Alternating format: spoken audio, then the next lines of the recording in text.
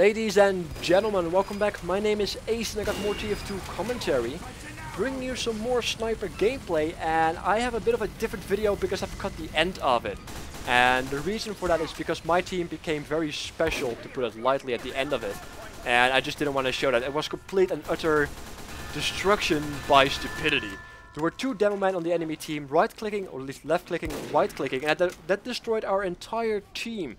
Medic, heavy combos, no other demos, other soldiers, pyros. We got completely destroyed at the end. And the only reason, in hindsight, why we were able to push up as effectively as we were, was because I usually got some very strategic headshots by luck.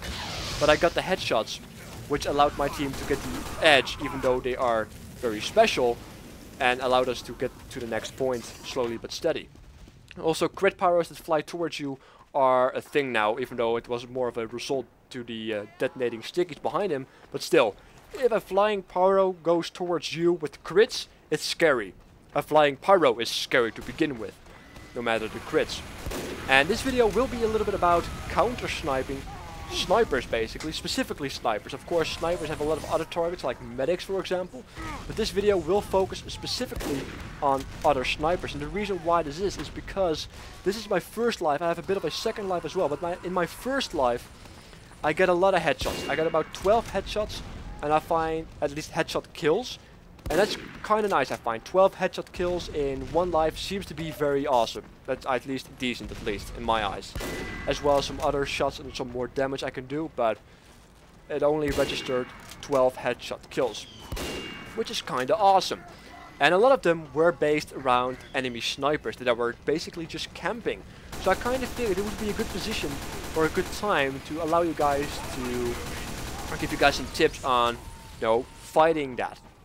So I think the very first fundamental thing you should know about being a sniper, no matter what position you are, may it be other snipers, or especially other snipers, but also other players in general, is to stay on the move. I keep always saying this, but always stay on the move. There are a lot of snipers that stand still and even go as far as to crouch like they are playing Call of Duty, genuinely thinking that crouching gives them better accuracy. It doesn't, and they're then going to be wondering why they get headshotted. Never stand still. Never ever stand still. If you are going to move and you know a sniper is looking at you, use your crouch button and your space, or basically your space bar, to jump up and make basically make the pattern that you use as random as possible. If you're just going to jump, a good sniper will see the pattern and basically use that against you while trying to headshot you. So make sure to crouch, get behind cover, jump, and make it as hard as possible for you to get hit by a counter sniper. And also never camp, never take the same position too long, and always be on the move. That's the very first thing.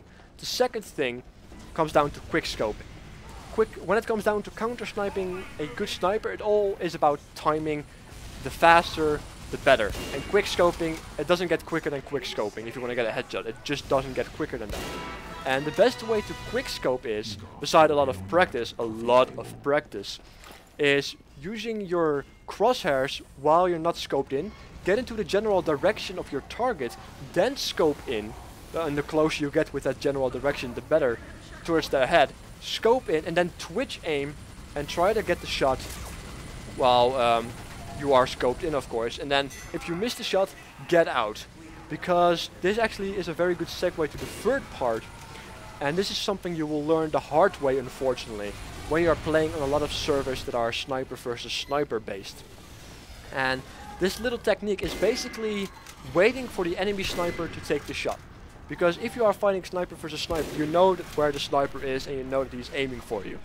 So what you want to do is basically force him, sort of, or wait for him to take the first sniper shot, which allows you to have 1 or 2 seconds, depending on their settings as well, of a moment of freedom or security that you won't be counter-sniped by that specific sniper, because he is currently reloading and rescoping, and that initial rescope, or that initial trying to re-aim towards you after a shot takes a fraction of a second, but the reloading takes a bit longer, which together about a second or two, which allows you within that gap to take a shot safely without having to worry about getting counter-sniped by that specific sniper.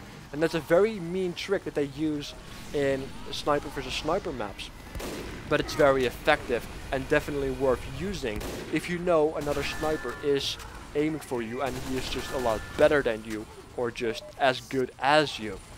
Which gives you, you know, a potential edge over said person, assuming they don't do the same thing to you.